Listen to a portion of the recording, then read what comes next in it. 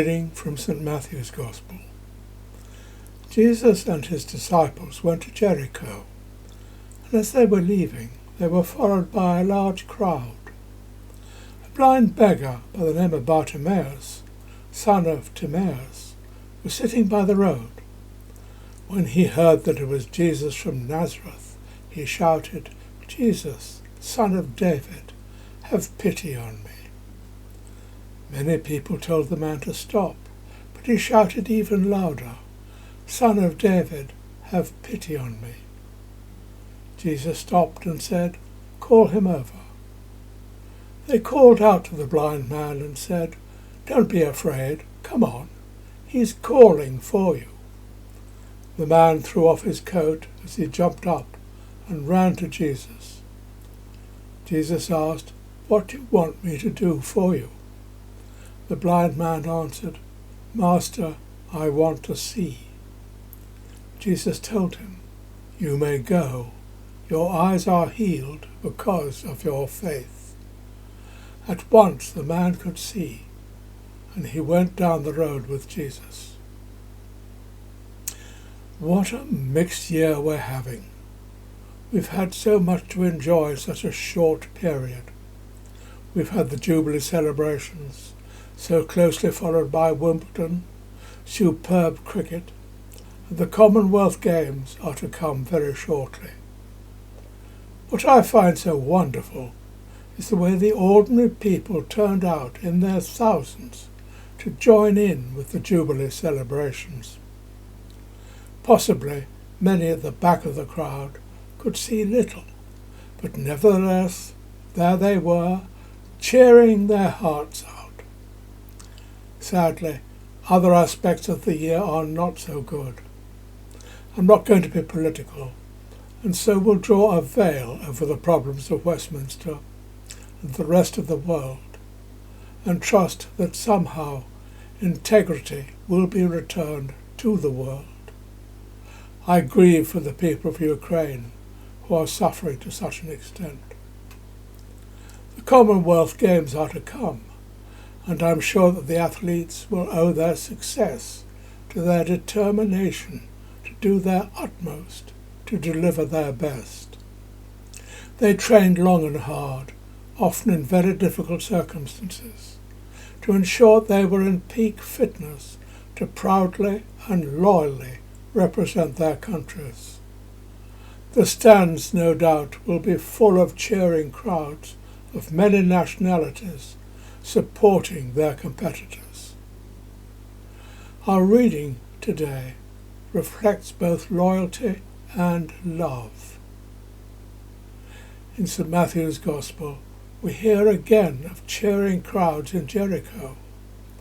The crowds were cheering on those who were going to Jerusalem to celebrate Passover.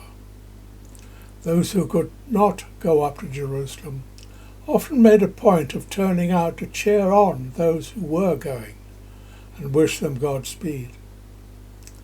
Of course, the shouting and cheering made quite a lot of noise. No doubt people's names were called out to wish individuals a safe journey. Thus blind Bartimaeus asked and was told that Jesus was amongst the crowd that was passing by. Jesus was nearing the end of his ministry and knew that he was going to Jerusalem to meet his crucifixion. He was fully aware of the pain and suffering that awaited him. This must have played heavily on his mind. But Jesus was never so engrossed in his own thoughts that he had no time for anyone else, no wish not to give of himself to anyone in need. When Bartimaeus understood who was passing by, he shouted to Jesus. His friends tried to keep him quiet, but the more they tried, the greater the noise the blind man made. As we heard in the reading, Jesus called him over to ask him what he wanted. Bartimaeus did not wait for a second invitation. I wonder how often we've had an opportunity and rejected it because it was not convenient at that moment. It is said that so very often The opportunity does not knock twice. Bartimaeus was not going to miss this one opportunity. He knew exactly what he wanted: his sight to be restored. In our prayers, when we have perceived need, it is no good going round the mulberry bush. We should know what we want and ask fervently for it. Our prayer, if genuinely delivered, will be answered, not necessarily in a way we expect or want, but answered it will be. Bartimaeus' appeal to Jesus was so strong. It was obvious to Jesus that it was faith that Jesus could meet Bartimaeus' desire, that made Jesus grant his wish then and there. We are told nothing more, and his name does not appear in the Gospels again. This is a story of great faith on Bartimaeus' part and great love on Jesus' part. Faith. What is faith? I read of so many who say that Christianity is nothing because it cannot be scientifically proved. My Oxford Dictionary says that faith is to have a complete trust in someone so that you feel comfortable with what they are telling you. This is the faith, the trust that we Christians must all have in the teaching of Jesus, as we read it in the Gospels. There are so many examples of Jesus saying to various people that their prayer, for that is what their petitions are met because of their faith. I believe that faith is a gift from God to an open heart.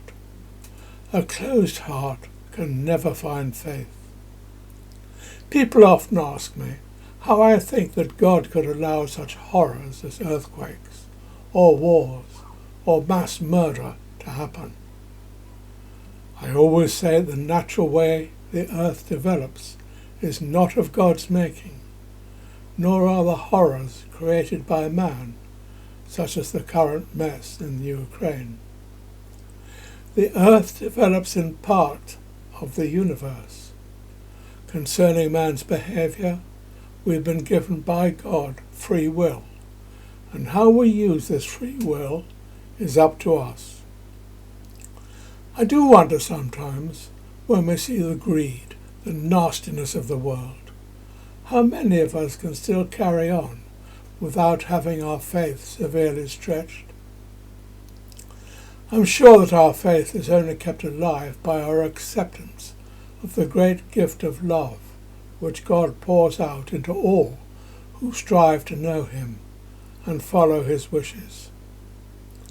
The truth is that if we can love God with a greater love, be it only a fraction of the love that God has for us, we will find great happiness and find that our lives will be fulfilled. This is not easy. It may require as much effort as the Commonwealth contestants put into their training, but it's well worth it. Amen.